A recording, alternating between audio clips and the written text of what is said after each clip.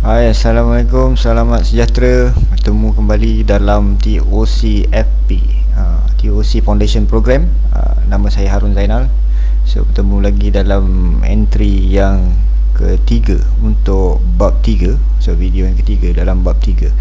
So, untuk video kali ini kita akan melihat ataupun membincangkan mengenai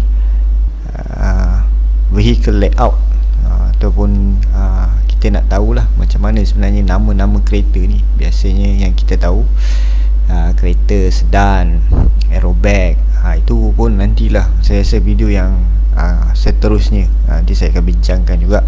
Tapi ni kita nak tengok daripada segi dia punya mekanisme engine dia, kedudukan engine dengan transmission dia. So ini kita panggil dia sebagai classification of vehicle layout lah. Alright, so kita tengok. So untuk video kali ni, topik yang kita akan bincangkan adalah untuk kenal, identify various type of front wheel drive configuration. So macam mana front wheel drive ni, maksudnya enjin pacu tayar hadapan. Dan kemudian kita akan bincangkan juga untuk rear wheel drive configuration, maksudnya untuk pacuan tayar belakang. Dan kita akan juga compare lah, kita tengok apa perbezaan di antara kedua-dua ni. Okay. So ini dalam video ni lah. Okay, so kita tengok yang first, ini adalah classification of vehicle according to location of engine and driving wheel. So driving wheel maksudnya tayar yang dia pacu. So kita ada first front engine front wheel drive. So biasanya kita panggil FF. FF ni adalah singkatan daripada front engine front wheel drive. Engine depan dan tayar yang dipacukan juga bahagian hadapan. So biasanya engine dengan drive ni bahagian depan. So dia dah eliminate, maksudnya dia tak memerlukan propeller shaft, dia hanya perlukan drive shaft saja untuk pacukan kita punya kenderaan. So maknanya pacu tayar lah, tayar pusing baru kereta bergerak. So ini adalah untuk yang pertama punya. Alright, so yang kedua kita ada front engine rear wheel drive. So maksudnya kita still engine kita kat depan, transmission kita transversely, maknanya transversely, ataupun kita boleh cakap lah dia menegak.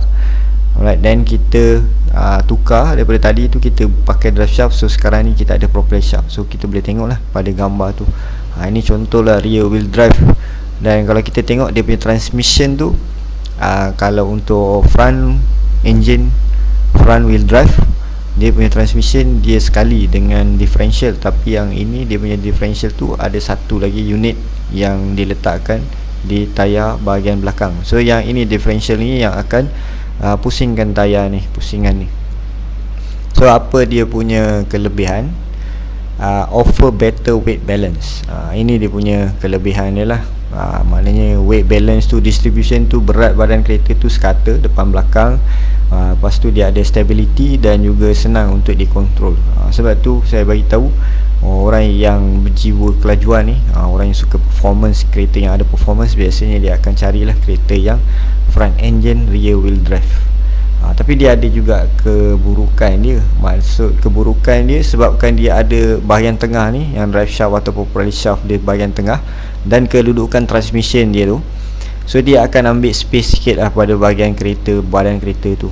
So dia akan jadi compact sikit lah untuk bahagian dalaman kereta berbanding front wheel front engine drive, front engine front wheel drive, terbalik lah. Okay, so itu dia punya kelemahan lah. Okay, so yang ini kita tengok, yang ini kita ada mid engine rear wheel drive. Maksudnya kita punya kedudukan engine tu di tengah, tapi dia still lagi pacu tayar belakang. Kalau kita tengok sama, dia macam yang front engine, cuma beza dia kedudukan engine tu di tengah. Dan biasanya ni untuk sport car lah, yang ada dua seat sahaja. Yang ini, so apa kelebihan dia? Provide better weight balance, sama macam yang kita tengok untuk front engine rear wheel drive. Dia ada low moments of inertia. So maknanya dia punya stability tu lebih bagus lah, sebab dia betul-betul engine dia berat dia di tengah-tengah. Sebab tu sport car, kebanyakan sport car memang akan gunakan mid engine rear wheel drive. So inilah kelebihan dia. Okey, satu lagi kita ada rear engine rear wheel drive. Yang ini engine dia kat belakang. macam contoh Ferrari, Lamborghini, dia memang enjin dia kat belakang. Buka lah bonet, buka lah bumper depan tu, buka bonet depan tu tak ada apa, kosong. Dia jadi bonet pula. Depan dia untuk isi barang, belakang dia ada enjin.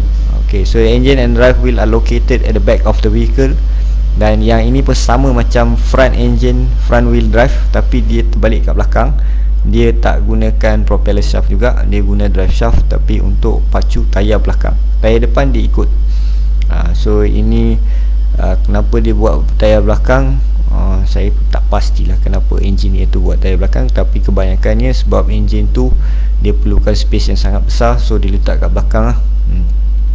Right, so dia bagusnya alignment dia susah lah nak rosak, kita boleh cakap susah nak lari lah alignment dia, sebab dia terpacu tayar belakang. Ok, so ini untuk rear engine rear wheel drive, RR.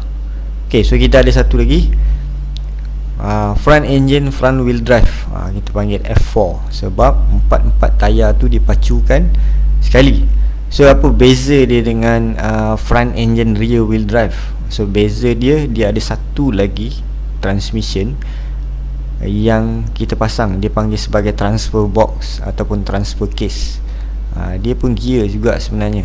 So yang ini biasanya kita akan ada satu shifter ataupun kita punya tempat tukar gear tu. So kita boleh shiftkan dia untuk kita jadikan dia 4 wheel. Sebab ni kebanyakan kereta dia ada part time lah, maksudnya dia memang pacu tayar belakang, tapi kita boleh shift dia, tukar dia masuk kepada tayar depan. So maknanya 4 wheel drive.